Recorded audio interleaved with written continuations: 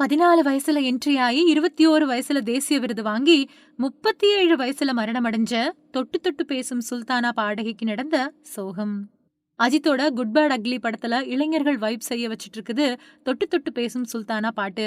போன 1999வது வருஷம் தரணி இயக்கத்துல வெளியான எதிரும் புதிரும் படத்துல இடம்பெற்ற இந்த பாட்டுக்கு ராஜசுந்தரம் மாஸ்டரும் சிம்ரனும் பவர்ஃபுல் எனர்ஜியோட ஆட்டம் போட்டிருப்பாங்க.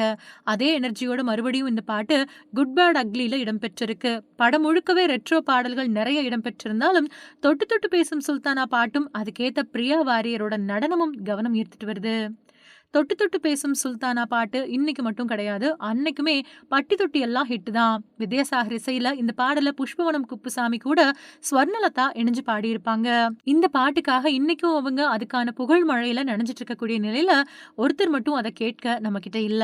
அவங்க கார்குழல் பாடகி ஸ்வர்ணலதா. தன்னோட ஆயிரக்கணக்கான பாடல்களால தென்னிந்திய இசை ரசிகர்களை மகிழ்விச்சவங்க பின்னணி பாடகி ஸ்வர்ணலதா. 1973வது வருஷம் ஏப்ரல் 29ஆம் தேதி கேரள மாநிலம் பாலக்காட்டுல பிறந்த ஸ்வர்ணலதா 14 வயசுல எம்.எஸ். விஸ்வநாதன் இசையில நீதிக்கு தண்டனை அப்படிங்கிற படத்துல ஒலித்த மகாகவி பாரதியாரோட சின்னஞ்சிறு கிழியே கண்ணம்மா பாட்டு தான் இவங்களோட முதல் பாட்டு.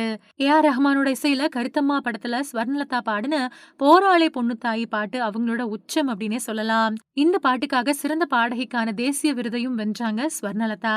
2000வது வருஷத்தோட பிற்பகுதியில திரைப்படங்களுக்கு பாடுறத குறைச்சுக்கிட்ட ஸ்வர்ணலதா மொத்தமா 23 வருஷங்கள் திரையுலகத்துல ஜொலிச்சாங்க. கூச்ச சுபாவம் இருக்கக்கூடிய ஸ்வர்ணலதா தனிமையா அதிகமா நாடினதால பெரிய அளவுக்கு நண்பர்கள் அப்படின்னு யாரையுமே இவங்க வச்சுக்கல.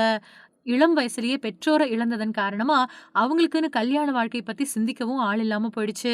இப்படியான நிலையில நுரையீரல் பிரச்சனையால அவதியுற்ற ஸ்வர்ணலதா செப்டம்பர் 10ஆம் தேதி 2010வது வருஷம் தன்னோட 37வது வயசுலயே காலமாயிட்டாங்க. மரணிச்சாலும் கூட இன்னிசை இருக்கிற வரைக்கும் தொட்டு தொட்டு பேசும் சுல்தானா மாதிரியான பாடல்கள் வழியா ஸ்வர்ணலதா இசை ரசிகர்களோட உள்ளத்துல இசையா வாழ்ந்துகிட்டு தான் இருக்காங்க.